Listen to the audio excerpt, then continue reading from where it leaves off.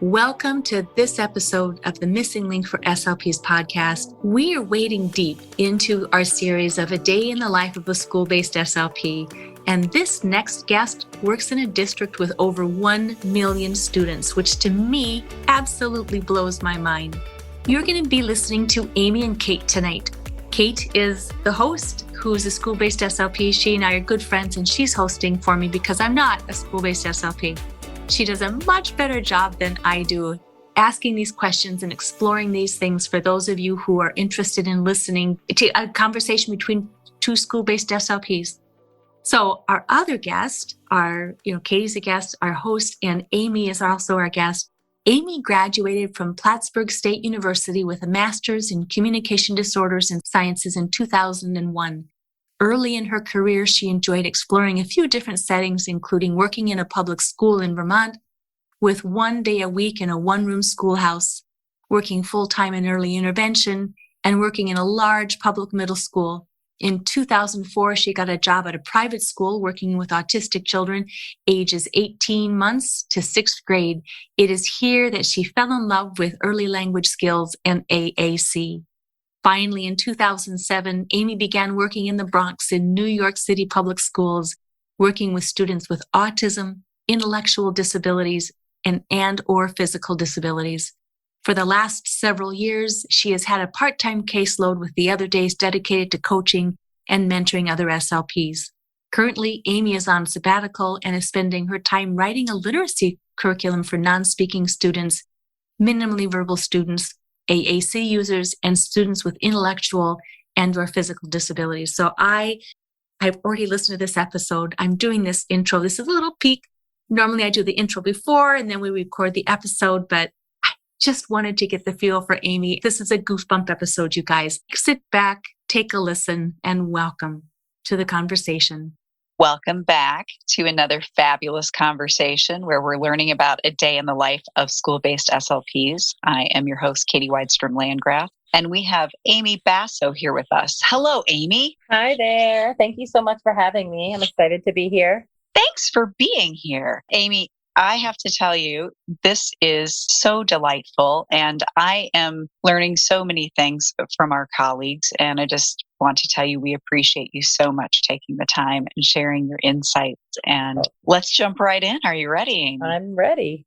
Okay. So let's learn a bit about you and your journey. Tell us a little bit about yourself and how you became a school-based SLP. Well, this is my 21st year as an SLP, and I think about 20 of those years have been in the schools. In the beginning, after grad school, I did jump around a little bit with jobs. I did a school in Vermont. I did a couple of schools in Massachusetts. I did full-time early intervention for a year. And then I did a private school for children with autism. And finally, the last 15 years, I've been at my public school job in New York City. So it sounds like you got a really great sampling under that umbrella of education.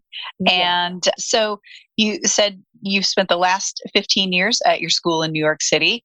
My mind is imagining a really big school. Could you talk to us a little bit more about your specific setting, your school, the grades or the student populations you work with? So while New York City is a giant school district with over 1 million students, I work specifically for District 75, which is specifically for children with special education needs. And my school is actually very small. So we have the students that I work with have severe and multiple disabilities, and there are 12 students in a classroom. And in my school, we have just 5 classrooms. Wow. Okay. Yeah. But because of the many needs of the students, like there's 3 full-time SLPs, we have 3 full-time nurses, PTs, OTs, the whole gamut. That's really interesting. It makes me feel curious about some spillover or overlap between the medical side of what we do and the educational side of what we do. Could you speak a bit more about that? Yeah, I think that my job as a school-based SLP is a bit unique. most school-based SLPs, I feel like, are generalists. And I'm definitely more of a specialist in the fact that, most of my children that I work with use AAC.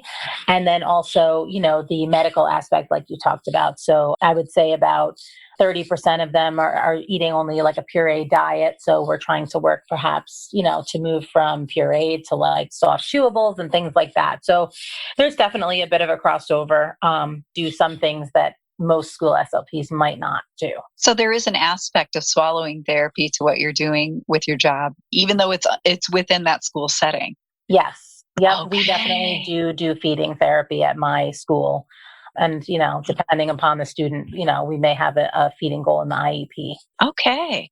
So could you walk us through your typical day, like when your day starts, how you kind of structure the flow of your day? Sure. So my school, the hours are from 8 to 3. I like to arrive as early as possible just because I hate just rushing into my day. So, I like to at least get there by like 7:30. And, we do anywhere between 8 to 9 therapy sessions a day. And, because I do work for New York City, you have a very big union and there's not much leeway in the schedule. They pretty much tell you what you need to do. So it's 8 to 9 sessions a day. And then we have a prep period, and we have a period also for administrative work as well. So specifically within the contract, are there, I guess, carve outs for what is unique for speech language pathologists when you talked about the strong union and how they kind of set parameters for what you can and can't do? Is it specifically carved out? Is there language for speech language pathologists, or do you all kind of fall under a more general educator contract in New York? We fall under the teacher's contract, which in our particular union is actually a better thing in terms of the pay compared to our physical therapists and our nurses and our OTs. They are on a different contract and their pay is actually a little different. So yeah, the language is not specific to a speech pathologist. And like, for example, we don't have a lot of control over, like, for example, almost, I would say 95% plus of my caseload uses AAC, but we don't have any ability to add in time like for upkeep or programming or troubleshooting. There's no like indirect services allowed. It's all direct services. And then you have the prep time and the administrative time, and that's it. So that's really interesting to me. And that brings me to a question around workload. And I know there's kind of lots of things that fall under that heading of workload, but how do you personally manage workload, and how has that changed or stayed the same over time? So for me, I feel like it definitely has changed. I know that we go through different seasons of life. And for me personally, I have a 6-year-old. So when I had him, it has been more of a struggle for me to, manage work and life and balance all of that. So I have definitely streamlined sort of how I save time with work, because I really do not want to be taking a lot home, if anything at all. So yeah, I've definitely come up with some specific systems that I use.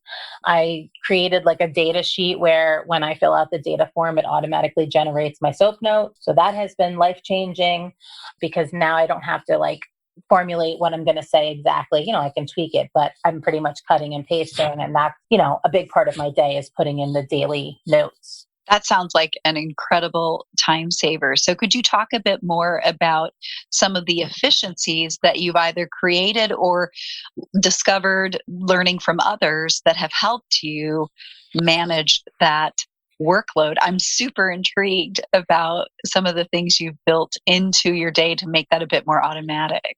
Yeah, one of the biggest things I do is in the beginning of the year, I always, I know every school is a little bit different. Some schools will say like, hey, we want you to start actually picking up kids for therapy like on the 3rd day, or some schools might give you a week, whatever that may be. But I think it's really important to take advantage of that time and set yourself up for success. And for me personally, I kind of skim, the IEPs and the paperwork and the files, and I really just get those goals out and figure out, even if it's a tentative form, I figure out how I'm going to take data for that goal. And I get myself all set up so that once I'm ready, I can baseline my goals, and then I'm ready to take the data so that every time, I don't have to say, oh, what's his goal again? Or what's, when you have a high caseload or something, sometimes, we forget it in the moment, or you have a large group, you just have everything in one spot and, you're easily able to take the data. And the other thing, my big thing with data forms is you need to be able to monitor progress quickly and easily. I want to know how the student is doing at a glance. I don't want to have to thumb through that after work or at progress report time.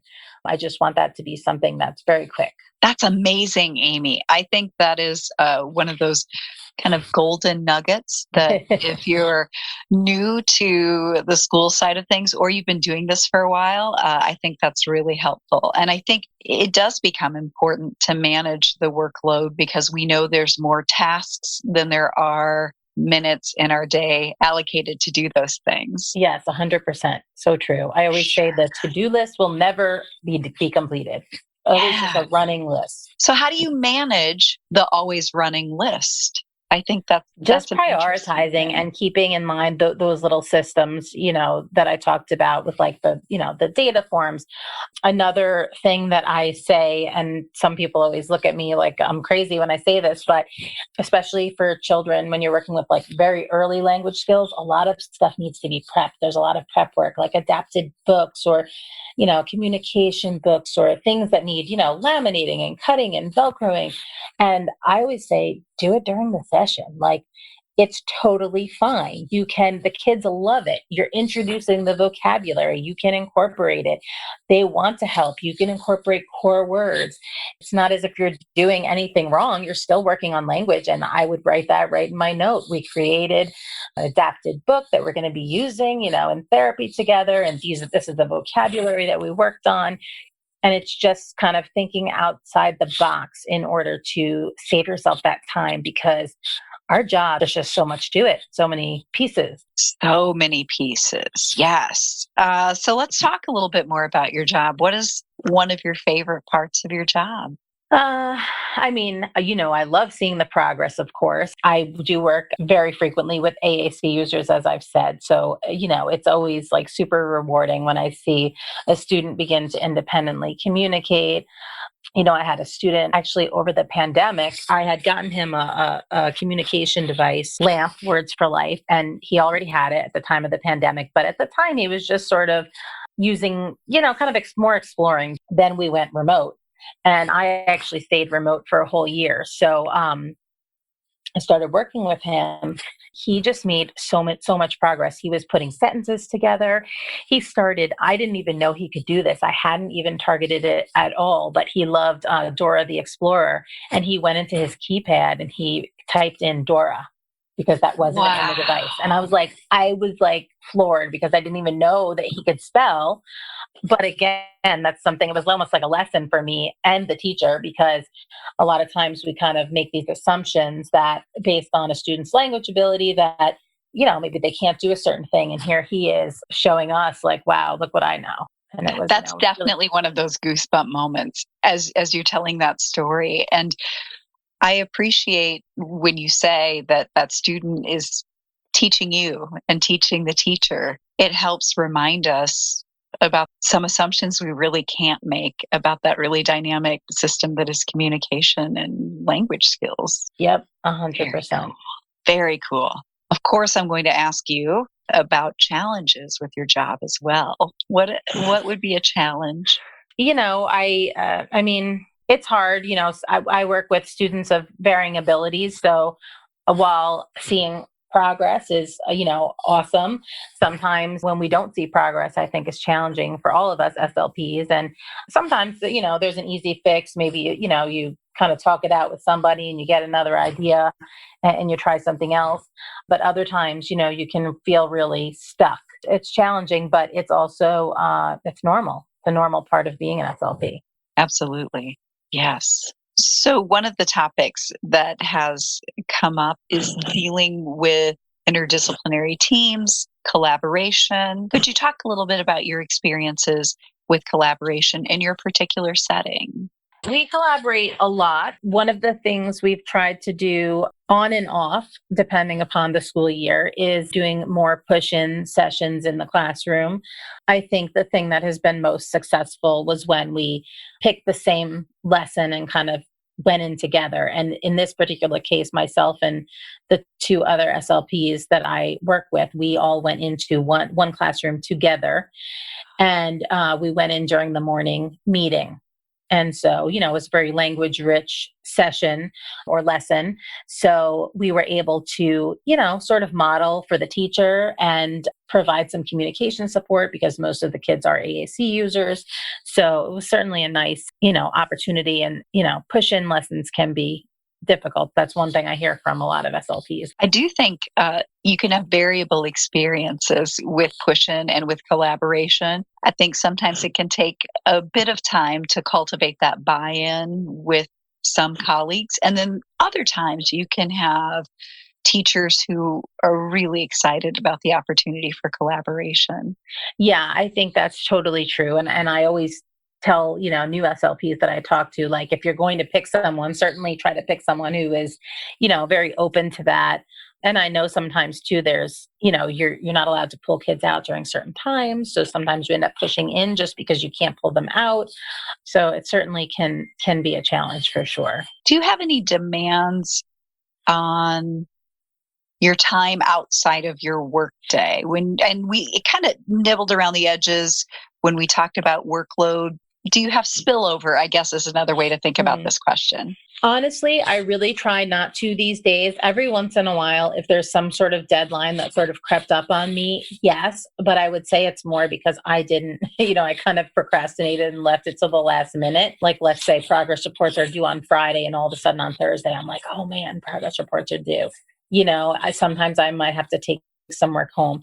But I think too, it's like at this point in my career, in terms of, I like new activities and things. So I will sometimes lesson plan, but, I have things saved from years past. Like in my earlier years, yes, I was certainly always like looking for a new activity or printing something out. But now, when you organize your materials well, you can then just like bring that in. And sometimes if you have a day where you didn't have time to plan, you can just pull an activity and you have something kind of ready to go.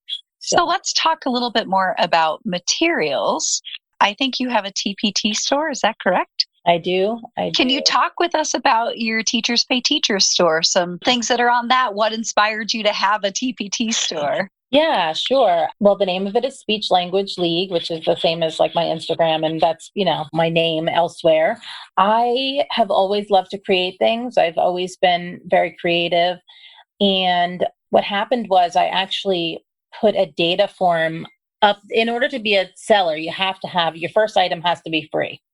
So I think back in like 2013, I put one of my data forms, as my free item. And then I just never went back on there and I never posted a for sale item. And I started thinking about it like years later, like 3-4 years later. And I went on there and I didn't know anything about TPT, but I looked at the data. You can click on like, how many people downloaded your stuff. And like something crazy, like over 5,000 people had downloaded it. And I was Whoa. like, wow. And I was like, that's so crazy. And I just thought to myself, I'm like, if that was like $1, I could have made $5,000. I just said, that's so interesting. So I started to get into that. And I think it's kind of filled a void for me because as a high school student, I was like into the theater and drama and singing, sort of like the artistic side. And as an adult, you kind of fall away from those things. You don't do those things anymore. So I think for me, it's like filled this artistic need.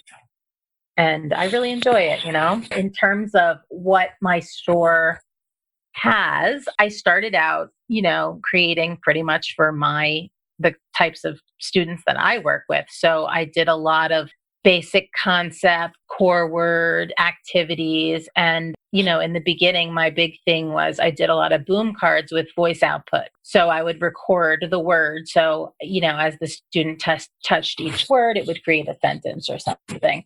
And that's really how I got started. And then since then, I've expanded and I've done, all sorts of different things that have come into my mind. I did worksheets for mixed groups that are very popular now. But yeah, I have a lot of early language skills activities. That's wonderful. Could you repeat for us again the name of your store? And you have an Instagram as well? Yes, it's Speech Language League. Okay, great. So I have to ask, what is your big why? What keeps you coming back year after year, day after day? I just love being an SLP. I think it's, there's so many facets to it. It allows me to be creative. I love thinking outside the box and I love seeing that progress. It really boils down to my students. I've all the different settings I've worked in, they've been, all been different, but the students have just been the highlight of it.